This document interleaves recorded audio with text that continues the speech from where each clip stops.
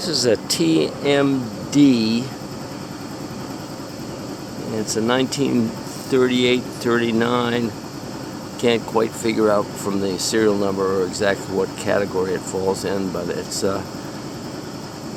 got a serial number tag, a 1939 serial number tag of 3C911, but it's made from parts of a 38 and a 39, I guess, as near as I can tell. It's 4.5 horsepower at 4,000 RPM, and it cost $129.50. It was made by Bendix Aviation, I assume in an effort to keep the company afloat. It's totally air-cooled, and my reaction to these engines when I first saw them was they were light and cheap, and they didn't run worth a fart. But I've had to change my opinion greatly. This engine is lightweight, and yes, it's lightly built because that's why it's lightweight, and it's very well manufactured.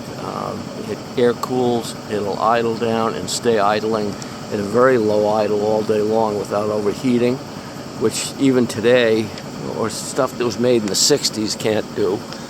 And it's very lightweight for the kind of horsepower it puts out. It's one of the very few engines whose directions for starting you gotta follow, and they work. Usually the directions are terrible. On this engine, they work very, very well.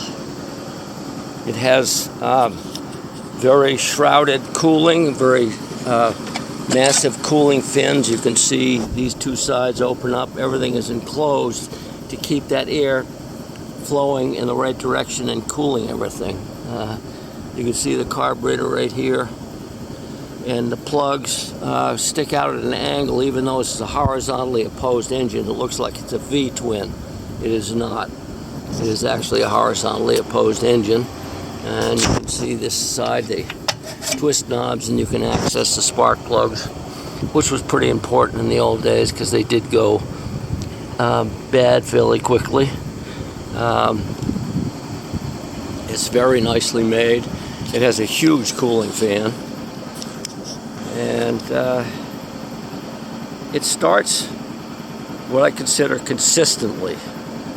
It's a little, this twin cylinder model is a little bit strange. They tell you if it's warm, you got to use the choke, and by God you do. And they tell you exactly how to use it, and it does start according to the directions that are given. The engineer who worked on this thing very definitely was not a marine engineer, and that was probably my biggest objection to it. As it being very lightweight, I didn't understand why it wasn't more rugged like a marine engine. In its own way, I think for its lightness at the time period it was made, more than makes up for the fact that it's not rugged. I mean, you can't have both, and I understand that now. It's got some unusual features. This is the tilt adjustment right here. It's a double nutted bolt, and you can screw it in and out and then clamp it tight. You can see the aircraft influence. Lots of extra nuts and make sure things stay together. The lower unit has some very unusual features, but the sealing system works extremely well. I ran it for a long time, didn't have any water at all in the lower unit, but you can see that this fin piece actually is the bottom, and it actually makes a hole. It's screwed on from the inside of the casing. And how this thing is done is the drive shaft, which is hollow to make it light, is got a splined end for the upper end that's welded on a tube, and then at the bottom end it's got the pinion gear welded onto the bottom of the shaft, and you pull out the shaft through the bottom of this skeg. You take the guts out of the lower unit, the forward gear, and you can undo the nut, and then you can drop the whole drive shaft right out of it. So it's a very different technology, very different approach to doing stuff. And as I say, it works extremely well.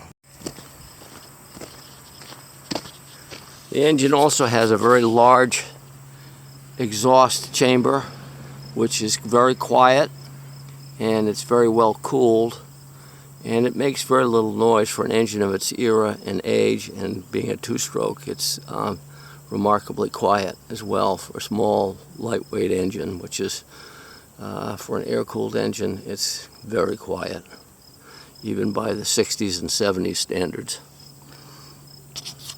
This was made up of parts. I had parts and pieces left over from various meets and people had given me, and so I was able to find enough parts. It's rubber mounted in here and up here, and those go, and they made some changes over the years, but this one pretty much is consistent. It's got a very odd ignition system. Again, it's a Bendix ignition. It's got the rotor is inside, and it's magnet. It's not in the flywheel. It's a separate item, and this is the same, basically the same system they sold to Mercury Marine after the war. I gotta say, this one works quite well. Starts and runs good, and it wasn't too hard to work on going through the ignition system. But I'm really pleased the way this thing ran. A couple of points of interest. This grilled piece up here, rarely do you find them unbroken. It's very fine little pieces. As I say, it's lightweight, and as lightweight, you've got to be careful of it. You can't mistreat it. You have to treat it with respect, but it is very light, and it does produce very good horsepower, and it runs very smoothly. And it starts, so long as you follow the instructions, it starts in a very good, timely manner.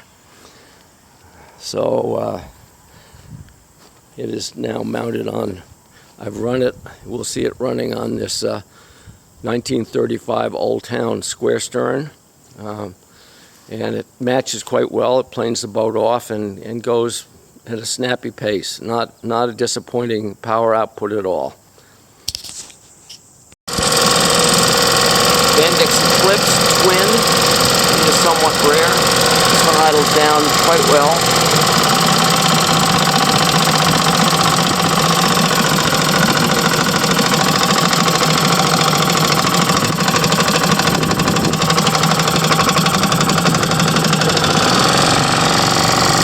Mid-range.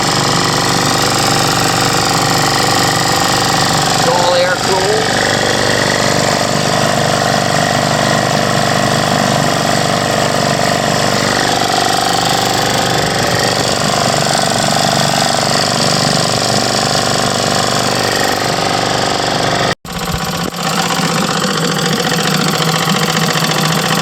Bendix Eclipse at idle.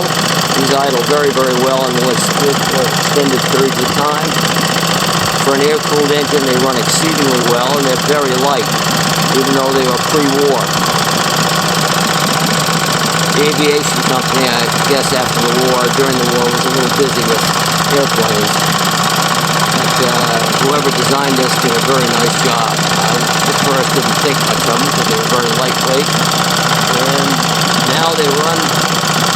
In retrospect, I gotta look back, and it's light because it's light. That's the nice part about it. And they're easy to carry, and they put out good horsepower for their size and weight, and they stay running at an idle.